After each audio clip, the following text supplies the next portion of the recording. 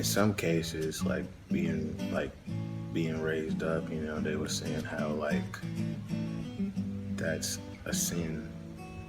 But like some of the biggest people I know who love Jesus are homosexuals. So it's like I guess in a sense that's their own thing. It was just that I was raised like, yeah, that was a sin.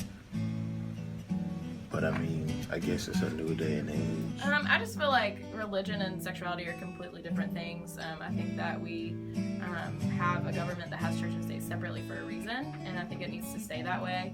I don't think that, if you are homosexual, you can't be religious, or the other way around. I think that, people are religious and people are gay. They don't necessarily have to be different.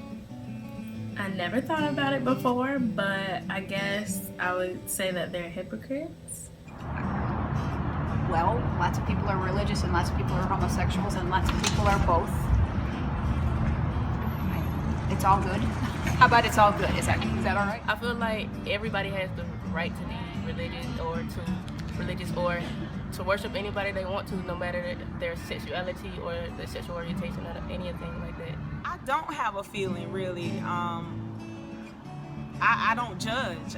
And it's hard to answer it with a black or white answer because it is such a heavy question. But I don't. I feel like we're all created equal. You can be homosexual, you cannot be homosexual. You can be religious, you cannot be religious. That's my answer. I would feel, honestly, first thought, I would feel that it would be kind of hypocritical just because of when I do go to church, I know that being gay or bisexual or, just that type, it's just frowned upon. So I would feel that if the pastor was preaching about that and then he came out to be gay, then I would just feel like it's just hypocritical. I'd be fine with it. I'd understand. It's kind of funny you have to ask a question like that because I don't really see it as a problem. Like it's just one of those things. Oh, he's gay. Okay, well, it's good for him to feel comfortable enough to open that out and be happy with who he is. Or it shouldn't be made into something that is a bad thing. Like that's a good thing. Yeah, because they're finding themselves, and that's fine. I'll support you. Yeah, whatever. Honestly, it would throw me off and it would be a little uncomfortable. I wouldn't have much of a problem with it. As long as he's a motivational guy, as long as I can learn something from him, I feel that it would make sense for me to keep listening to him and, maybe following his footsteps. It wouldn't affect me. Sexual orientation has nothing to do with your connection to God, I feel. A homosexual affair kind of is a little bit different in my eyes. If he was married to the opposite sex and then had a homosexual affair, I feel like that would be a little wrong just because his partner would have a lot of discrimination on her or him, and I feel like I probably wouldn't move churches just because the pastor would probably get fired in that case, so I would probably stay there. Yes, I would. An affair, probably not. If he was gay, if just because he's a homosexual, that's not a reason enough for me to leave. But if he was married and had an affair, it's kind of hard to trust somebody who's gone against the sanctity of marriage. Would, but like I said before, if he was a motivational guy, then I wouldn't judge him that way. It would throw anybody off if he had it with just another woman, nonetheless, so it would be a little confusing. Plus, my mom would probably be attending the church, so she would most likely say no, and together we would probably transition. It depends, because if your pastor is supposed to be this, this stern moral compass, you'd want him to be, you'd want him to act as such. But everybody makes mistakes, but I wouldn't go so far as to say, I would leave the church if that happens. That's irrelevant based on my previous answers, so I would still stay. I would not. I think the affair part is the problem for that.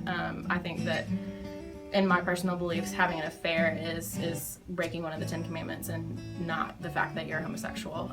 So I think I would leave my church, but it wouldn't be because it was a homosexual affair, just because it's an affair in general.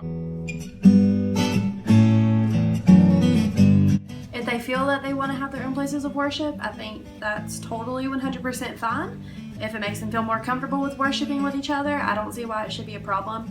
But if they're feeling forced to have to find their own places to worship because they don't feel accepted in other churches, that's where I think that there's a line that needs to be drawn, and that there needs to be some sort of coming together to make it realize that you can be however you are because God made you that way, and at the end of the day, you're just all there for the same reason, to love Jesus. Nah, it's not that serious. It's not. I absolutely disagree. I believe they're human just like I am. And I hate even referring to it as they. I mean, we're all human. We should all worship together. We have the same beliefs. We all are Baptist. We all are Christian. We all are whatever. Not to agree with that, because I don't think we should place a restriction, because we're all sinners, so we all need to hear the word and the message. Right. No, I don't think they should worship in separate churches. That's weird. Like, if we worship the same person, I don't understand why would I have to go to a different church because of who I like and who I want to be with. That has nothing to do with it. No, that is the dumbest thing I've ever heard in my life. That makes no sense whatsoever. I didn't even know people thought that. I mean, if you replace that with any other like race or anything, people would have a problem with it. So why is that any different for everybody else? Like, it doesn't make sense. I feel like, to be politically correct, no, but I think it would be better. They would have a better service if they have their own institution separate from everybody else, just to cut through all the BS and cut through all the judgments and all that stuff.